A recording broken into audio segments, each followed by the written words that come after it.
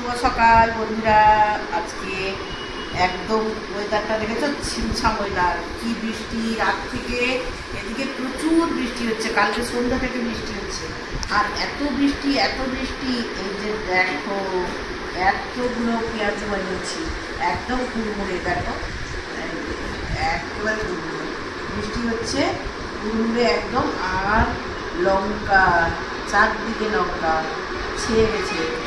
আর এতগুলো বাটিতে সবার জন্য মুড়ি বেড়ে নেবো।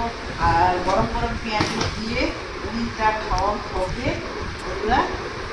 তোমাদের কি মুড়ি খাওয়া হয়ে গেছে? আজকে তো সানডে, নিশ্চয়ই প্রত্যেকের ঘরে কিছু না কিছু বিভিন্ন রকম কিছু তৈরি হয়েছে। কিন্তু আমরা তো গ্রামাঞ্চলের মানুষ, আমরা এই জিনিসটাই পছন্দ করি বেশি। মুড়ি আর মুড়ি, পেঁয়াজু, চপ, এইসব একটু বেশি খেতে ভালোবাসি। চপ টপ কিছু নেই আজকে, নিজের হাতে তৈরি পেঁয়াজ একদম কুড়কুড়ে করে। আর আজকে দেখে নাও, বেশি পেঁয়াজের ভাগ বেশি, বেসন একদম হালকা দিয়েছি, দিয়ে এইটা একদম পুরো তেলের সংমিশ্রণে আজকে দিয়েছি। একটা ফরচুনের তেল, হালকা পাতলা তেল, আর একটা হচ্ছে একদম বাচ্চি ভারী সর্ষের তেল। এই দুটো সংমিশ্রণে আজকে তৈরি। তারপর পেঁয়াজটা খাওয়া হয়ে গেলে আজকে বন্ধুরা ভেবে রেখেছি যে আজকে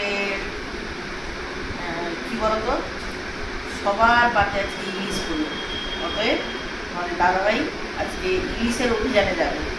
খাওয়ার পরে দিয়ে চেষ্টা করবে ইলিশগুলোকে সব গুছিয়ে আনার জন্য। দিয়ে শ্রাবণের ধারার মতো সবার পাতে আমি ইলিশ দিব আজকে, ঠিক আছে? তোমরা বন্ধুরা দেখো, এতগুলো মুড়ি বাটিতে পেরেছি। তোমরা যদি মুড়িগুলো ভালোবেসে খেতে চাও পেঁয়াজু দিয়ে, তাহলে অবশ্যই কমেন্ট করবে, আমি পাঠাবো, ঠিক আছে? আর তৃপ্তি সহকারে কিন্তু খাবে, নাহলে আমি এর পরের টাইমে কিন্তু আর কিছু পাঠাবো না, বলে দিলাম পরিবার, ঠিক আছে? হ্যাঁ, আর শ্যামসুন্দরবাবু অবশ্যই খাবেন কিনা জানাবেন। যদি এই যে পাঠিয়েছি তৃপ্তি সহকারে, খেলেন কিনা বলবেন। যদি না খান, নেক্সট টাইমে কিন্তু আলু মাখা নিয়ে বসে থাকলে তরকারি চাইলেও কিন্তু তরকারি দিতে পারবো না, পরিষ্কার কথা, ঠিক আছে? দাদা ভাই, শুভ সকাল, টাটা।